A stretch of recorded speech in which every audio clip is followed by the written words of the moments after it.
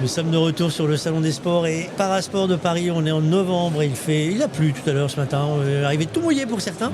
Et on parle de tout le sport, on parle également de tout ce qui fait le charme du sport. C'est-à-dire, vous voyez, autour de nous, il y a des fabricants, il y a des fédérations, il y a vraiment de tout. Et là, on va parler d'argent. On va parler parce que les associations ont besoin d'argent pour travailler, elles ont besoin de mettre en relation leurs adhérents avec l'association. Et là, on va parler avec Pcash, Constantin Eto. Bonjour Constantin. Bonjour. Alors, Pcash, c'est une solution de monétisation, de digitalisation de la monnaie. C'est quoi le principe de Pcash ? En fait, on essaie donc je me présente Constantin Eto, ancien footballeur professionnel. J'ai eu la chance aussi de jouer en équipe nationale du Cameroun. Par mon expérience, j'ai compris que aussi bien les clubs amateurs que le club professionnel ont du mal à se digitaliser. Pour le club amateur, c'est une manque de compétences. Ça veut dire que lorsqu'on se digitalise, il faut avoir un community manager au club qui va pouvoir mettre les nouvelles du club en temps réel. Et aussi, les présidents de clubs, en général, ils ont la soixantaine comme moi et ils ont du mal à comprendre l'intérêt du digital.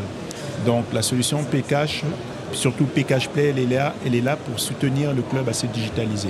Donc là, on ne vient pas remplacer une solution, on vient permettre une facilité de l'adhérent, d'aller payer son adhésion, ses services à l'association, c'est ça le principe ? C'est ça le principe. On peut envoyer à l'association, à l'adhérent, on peut lui envoyer des liens de paiement par QR code, on peut lui envoyer des solutions, on peut mettre au club des solutions de tap to pay avec un téléphone portable où il va pouvoir payer grâce à sa carte bancaire.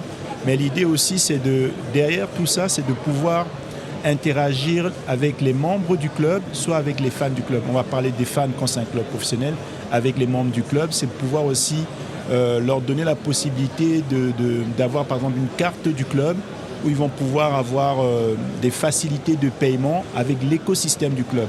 Je parle du principe que si par exemple un petit club, il a un boulanger à côté de lui, le club il est partenaire, eh ben, il va pouvoir avoir du cashback parce qu'il vient payer avec la solution du club. Donc c'est un cercle vertueux qu'on essaie de mettre en place. C'est non seulement une carte d'adhérent, c'est carrément une carte bancaire. C'est une carte bancaire, on a l'agrément de Mastercard pour pouvoir mettre ça en place. Derrière, on essaie de mettre ça en place aussi avec le Crédit Agricole qui est le numéro 1 le partenaire de l'équipe de France, qui est aussi partenaire avec nous potentiellement. Mais on peut travailler avec n'importe quelle banque puisqu'on a l'agrément de Mastercard pour pouvoir le faire. Alors, le principe est assez simple. C'est l'association, un club vous appelle et vous dit voilà, nous on veut mettre en place un système. Comment ça se passe à partir de ce moment-là ?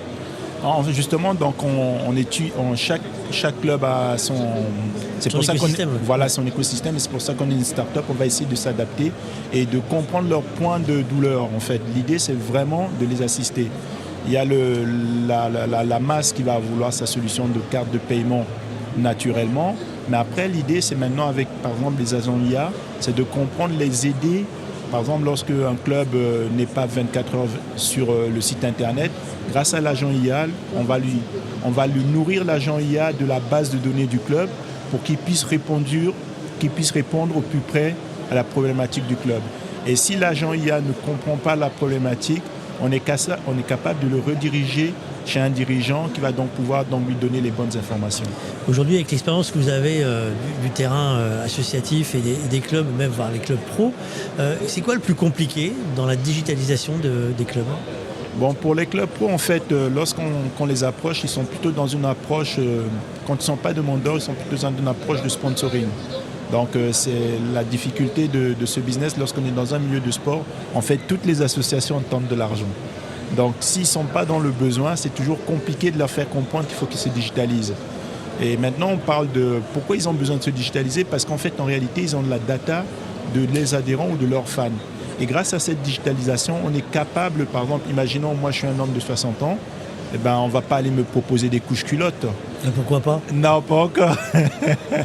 Je veux dire des couches culottes pour les enfants. Je sais qu'on y arrive, mais en tout cas, voilà. Donc grâce à cette connaissance et à cette base de données, on peut personnaliser l'expérience utilisateur, soit du fan, soit du membre du club. Alors comment on vous trouve ? Sur Internet ? Oui, sur Internet, je suis déjà sur Internet. Et là, à partir de ce mois-ci, je vais commencer à faire de la prospection sur l'île de France pour justement montrer la solution et expliquer les bienfaits de la digitalisation dans le monde du football. Donc le site c'est pcashplay.com. C'est ça.